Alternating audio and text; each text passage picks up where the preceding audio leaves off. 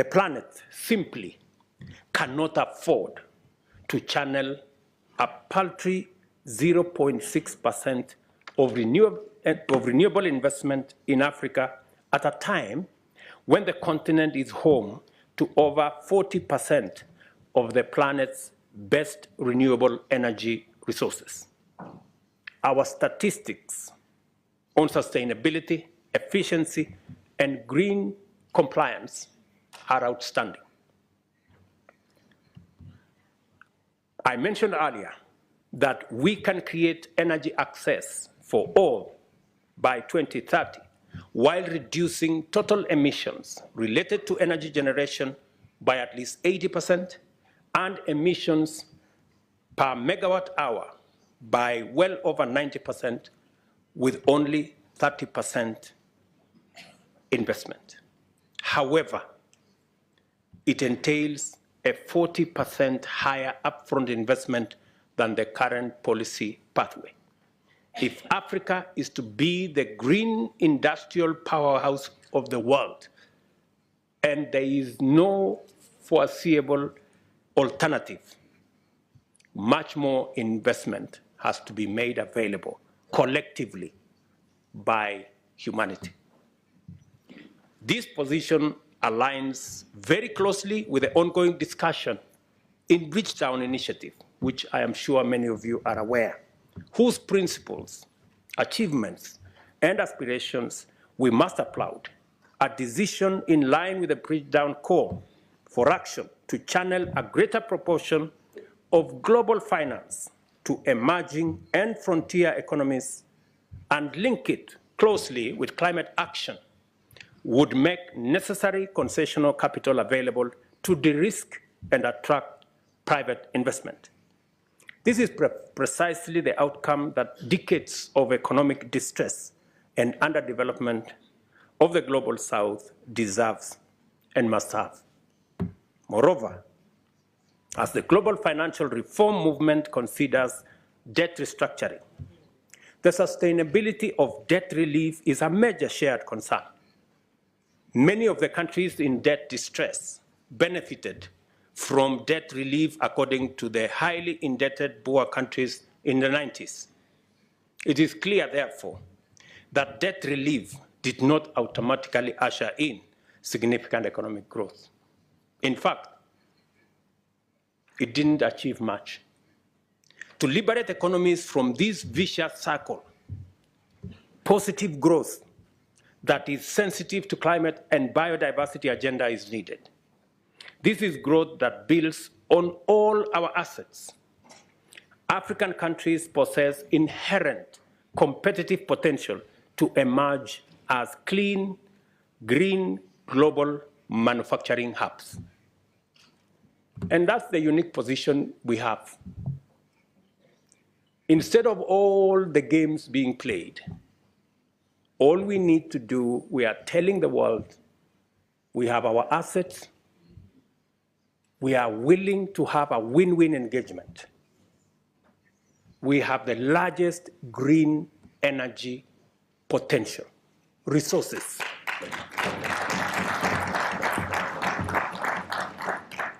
The world has no choice. We cannot continue the fossil fuel-fired industrialization. It has to change. All we are saying is we are coming with our assets, come with investment and technology, we meet halfway, and everybody wins.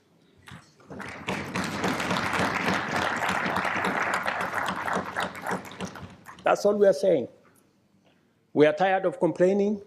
We are tired of being victims. We want to be part of the solution. Don't consign Africa to the margins of problems and being victims and managing adaptation. We have better proposals that can get all of us out of the quagmire that we are all in.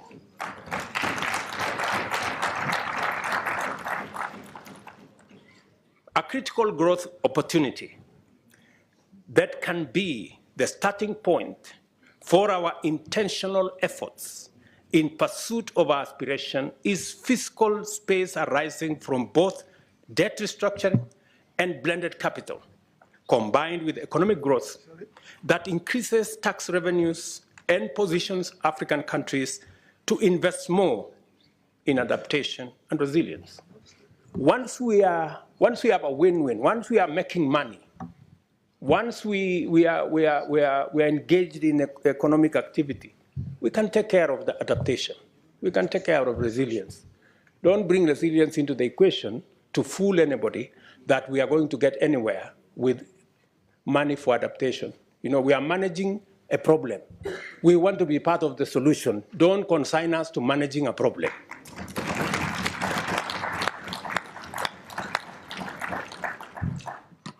I submit to you, in this esteemed assembly, my good friends, that by taking these measures with a degree of both urgency and resolve, Africa's leaders can energize our economies and inspire the people with a new vision centered on investment and growth, which is in harmony with our planet.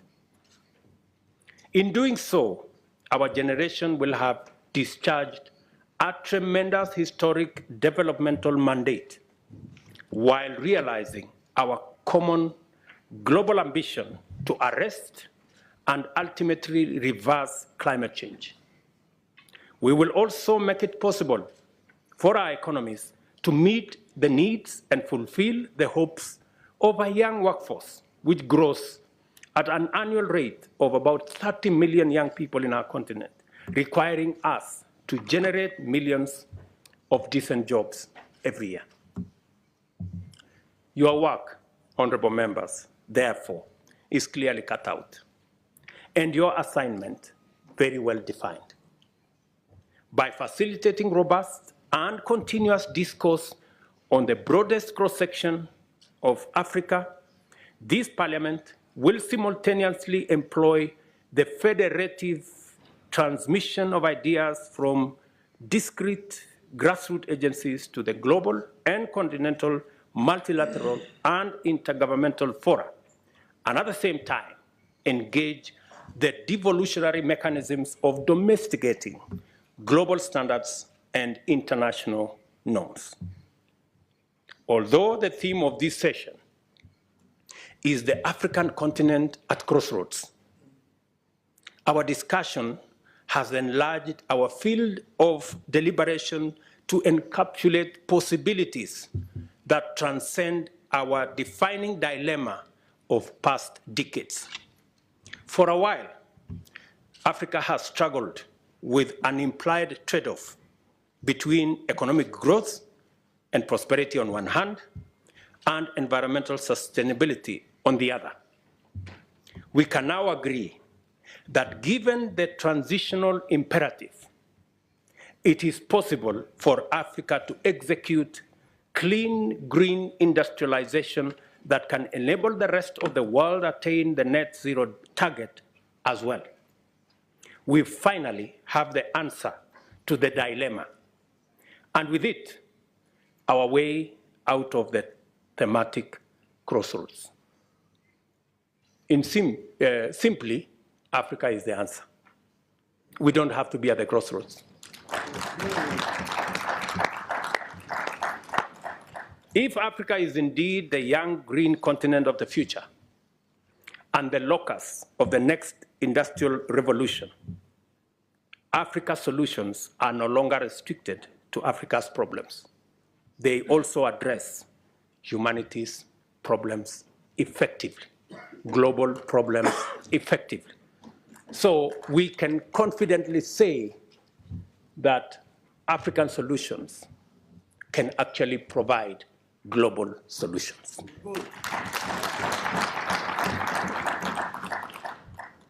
Aspirations often come with a problem of implementation.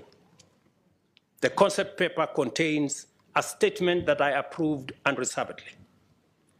A sound policy framework should begin with formulation and end with implementation. But worldwide policy development is frequently prioritized without regard for performance. our development partners tend to focus more on providing resources for policy development rather than implementing the policies. This situation has resulted in heaps of policy documents gathering clouds of dust on the shelves of government offices.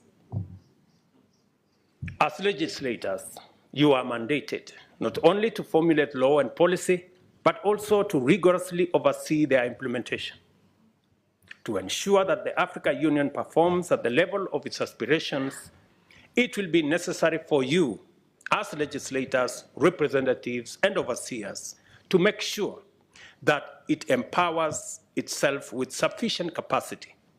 Otherwise, African solutions, Agenda 2063, the African Continental Free Trade Area, and the young, clean, green continent of the future will remain a mere pipe dream. I want to persuade you. The power you enjoy today is delegated to you. The authority you enjoy today is delegated to you by the people of our continent. And let me remind you that the authority that you wield comes with responsibility. And responsibility comes with accountability. Our Africa Union, we have to rethink the architecture, the governance structure of our Africa Union. This parliament must provide the accountability mechanisms to make sure that all the structures of the Africa Union ultimately are answerable to the people of this continent.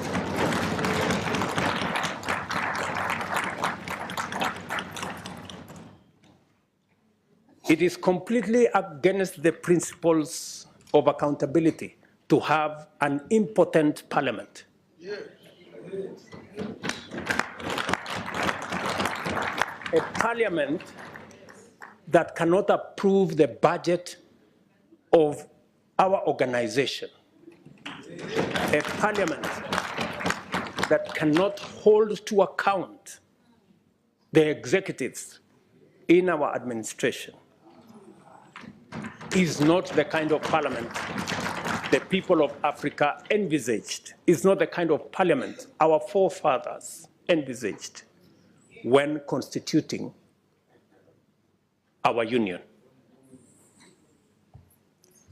Let me also say the following, that as nations, the whole reform agenda around the AU is a necessary imperative. It is not possible for us as states, as governments, to hold all the power and expect the African Union to function. We must be courageous enough, we must be bold enough to delegate some of the powers of our nations to the collective body of the African Union. That is what other progressive unions have done.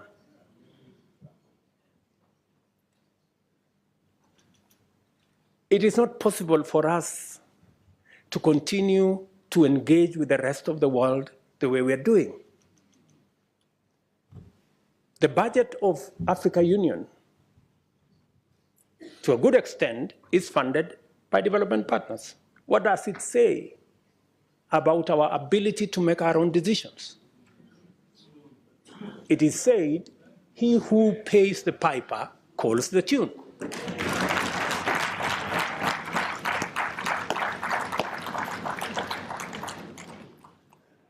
As things stand today, and I say this with tremendous respect,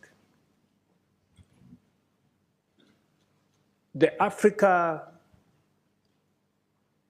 Commission Chair, the Africa Union Commission Chair, does not have what it takes to prosecute the agenda for our continent. we still hold all the power as heads of state and expect the union to function. It cannot function. We have to donate some of the power to the collective authority of the union. I had occasion, let me explain to you something. I had occasion a few weeks ago to talk with the German Chancellor. And he was explaining to me how Germany has donated matters trade, matters investment to the European Union. And they have immensely benefited by working together as 27 governments, 475 million people. In our continent, we still want to keep all the powers in our little corners. How are we going to negotiate with EU as a country? How are you going to negotiate? And this is the candid conversation we must have. The Pan-African Parliament must operate at the same level as the European Parliament. If we have to engage with the European Union on a platform as equals, how does a country with 10, 20 million people engage with the European Union with 500 million people on equal footing? Is that a reality? We just must be honest to ourselves. The globe is acting in concert. We cannot afford not to act together. Good people, this is my request to you. And our organization must begin to internalize accountability. If you want to wield power, if you want to wield authority, you must be ready to be held to account. Otherwise, you have no business. And the organization to hold the African Union to account is this parliament.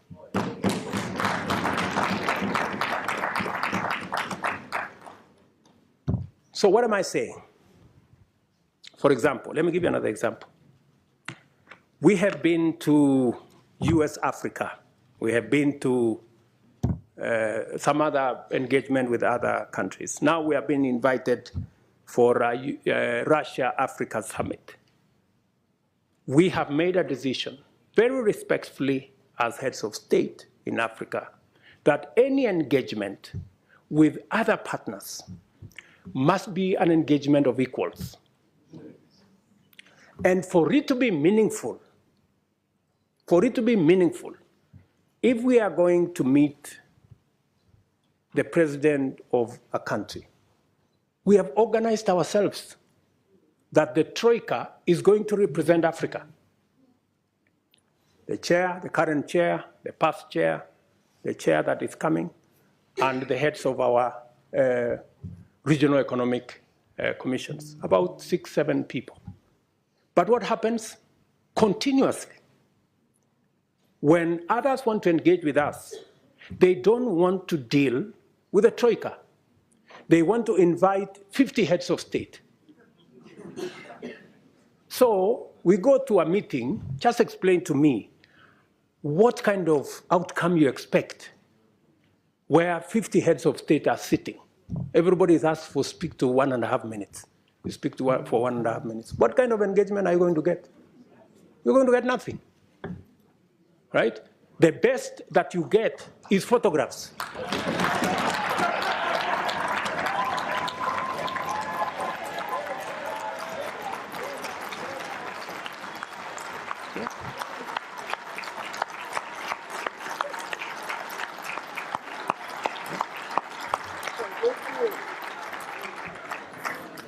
That's it.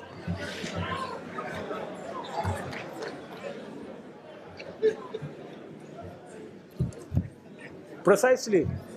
You get these photographs. They normally line us up somewhere, crowd of 50 heads of state, and that's all we come home with, because there isn't time to engage any serious country that wants to engage with Africa, must respect first our architecture. If we have said we are going to be represented by the Troika, why are you inviting 50 people unless you want to sabotage the whole discussion?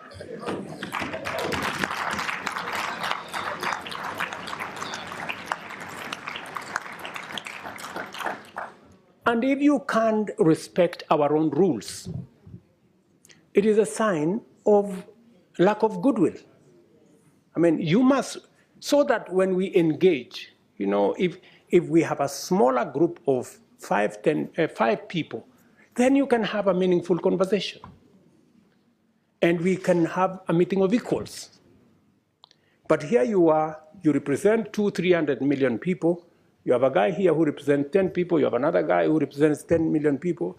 Then that conversation becomes, and some of the time, the most unfortunate thing is that some of the people who invite us to these meetings tell us, if you don't come, there will be consequences. So all of us are forced to go to a meeting that has no meaningful outcome because of blackmail. This is not right, good people. This is not okay, So I have written to my brother who was here the other day that this time round, any other invitation, it must respect the rules of our continent. We have said any meaningful engagement, anybody who wants us to take them seriously, they must first respect our architecture.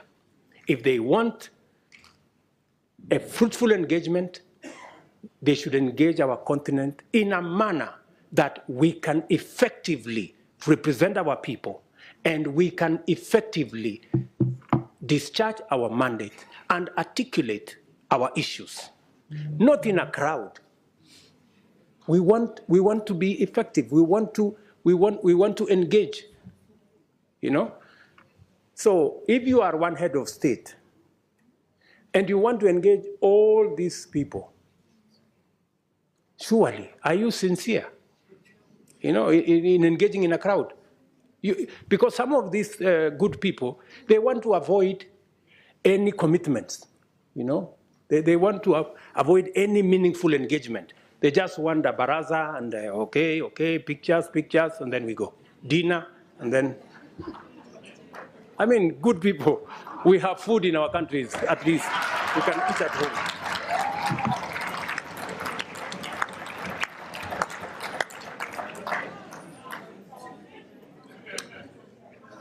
The Africa Union reform agenda must therefore become a priority this session. And you must, members of parliament, you must interrogate and conduct the process to ensure that structurally the roles of the Bureau, Summit, committees, regional caucuses, Secretariat, and Commission are rationalized to give Africa a fit-for-purpose continental governing body worth its name.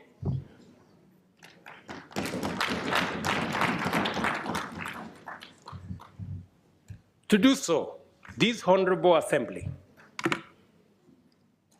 must urgently review the funding arrangements to ensure that Africa Union budgets are financed primarily by members and secondarily by external partners.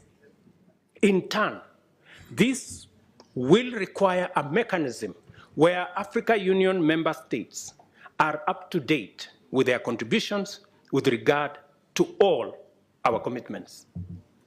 As matters stand, our most core mandates depend on the goodwill of development partners. Just imagine, including critical peace and security matters, that our own Peace and Security Fund is funded by development partners more than is funded by us as heads of state and countries. Good people, this needs to change. Africa solutions must look like solutions. And in principle, they ought to emanate from us. How do we say we are providing African solutions if it is funded by development partners? It's a fallacy. It means we have no capacity to provide Africa solutions if it is being funded by others. A case in point, we have a situation in Sudan. The generals in Sudan are bombing everything.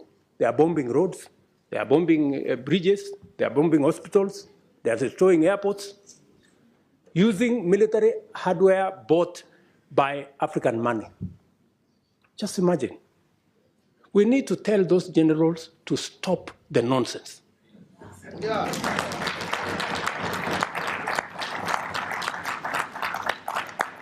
Military capacity is for fighting criminals and terrorists. It is not for fighting children and women and destroying our own infrastructure.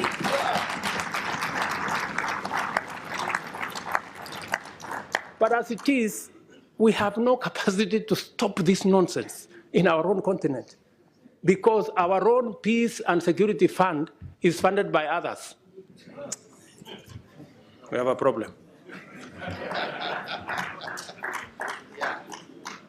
But I'm telling you, we are going to correct this problem. It is us to do it.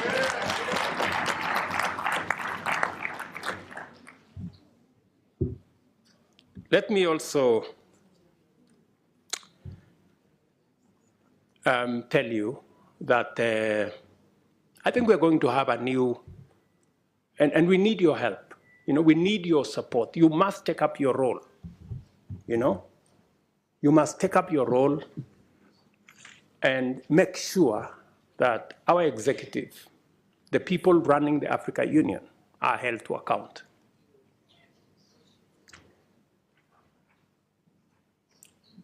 With this vision in mind, I sought and was privileged to receive the approval of the African Heads of State and Government Summit to have the honor of hosting the Africa Climate Summit in Nairobi this year in September. This will be a major gathering of African and global leaders to deliberate and consolidate a clear African position and clear African voice as we project our agenda in the global stock-take engagements and the build-up to COP28. The summit also provides an opportunity to highlight and forge consensus on the modalities of unlocking Africa's vast potential to positively impact the climate agenda and rally the world to tap into the numerous opportunities that Africa presents towards global net zero. This will not be another morning summit where we are mourning about our situation.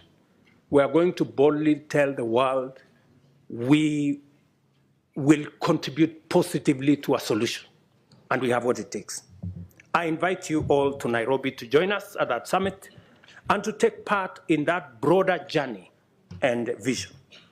For Africa to hold meaningful discussions with global partners, I have told you, Africa heads of state and governments have resolved that partnership summits by external parties shall be reviewed with a view to providing an effective framework for African Union partnerships.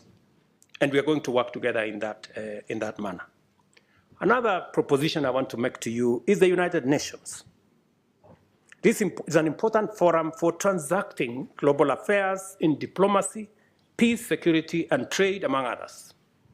But Africa, a continent of 1.2 billion people and a GDP of close to $2 trillion,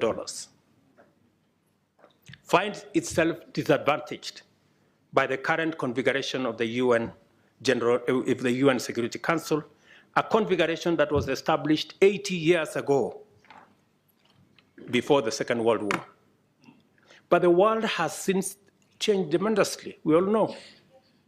Countries that had not become self-determining have since attained independence and are making a huge contribution to their people, continents, and the world. It is therefore time to reform the UN Security Council and change it from an exclusive club of 5 permanent members to a more representative global council that works for the interests of the whole world.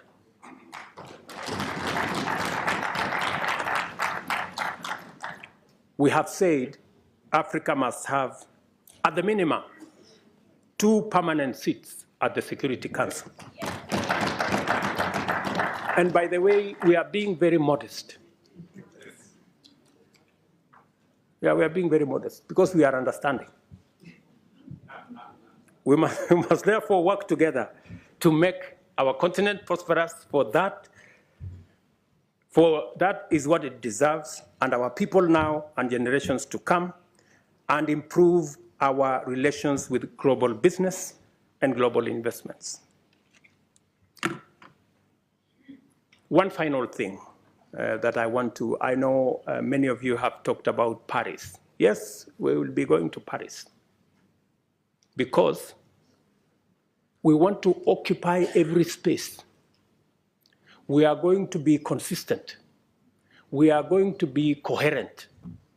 We are going to be audible until there is no place to hide.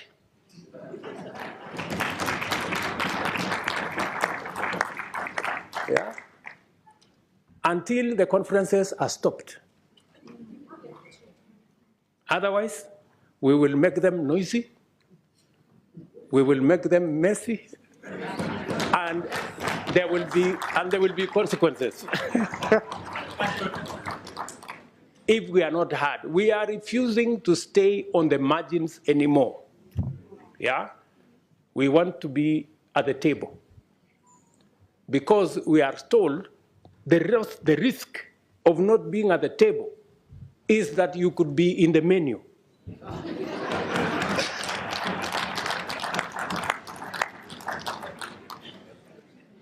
Do you understand? So we are going to occupy every space. And we have been gentlemen for far too long. We are now going to appropriate our place because we have a contribution to make. Ladies and gentlemen, thank you very much for listening to me. I don't take it for granted. And God bless you.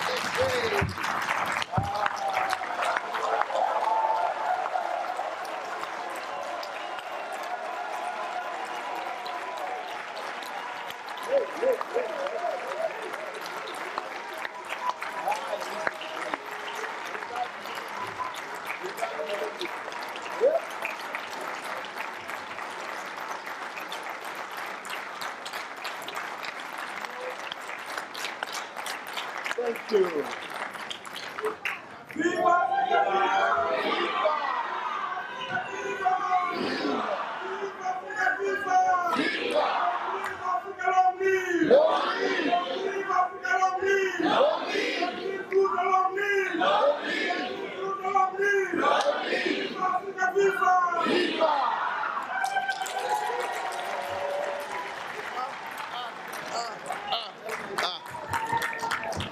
What do we want?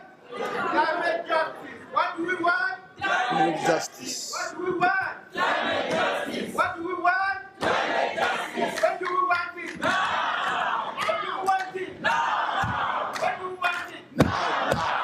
Thank you.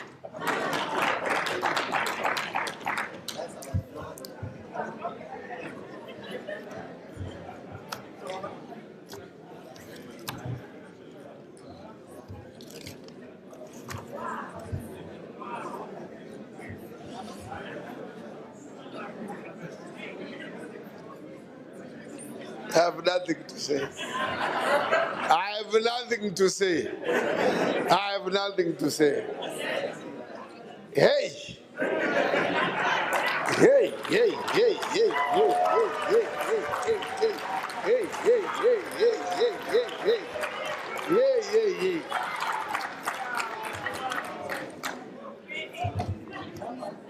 Your Excellency. Your Excellency. I am standing here saying, what can I say? Nothing but to just thank you, nothing more. Just thank you. Hey. Yeah. Yeah. At one point, I could see 80% seated and wondering, looking at you like this. Wondering whether this is coming from a president of this continent. People have always wanted to hear what you say, but they don't hear it. You know, you spoke as if you were this side, not this side. Look. You have propelled Africa to another higher level. I tell you. We now have gained confidence in our leadership on this continent. We really have confidence. We now have hope. And those that are aspiring, because this parliament has produced, as we said yesterday, a number of heads of state from this parliament. The current president of Seychelles was here 2 years ago. The current president of Namibia was a member of this parliament. Former President Mahama of Ghana was a member of this parliament.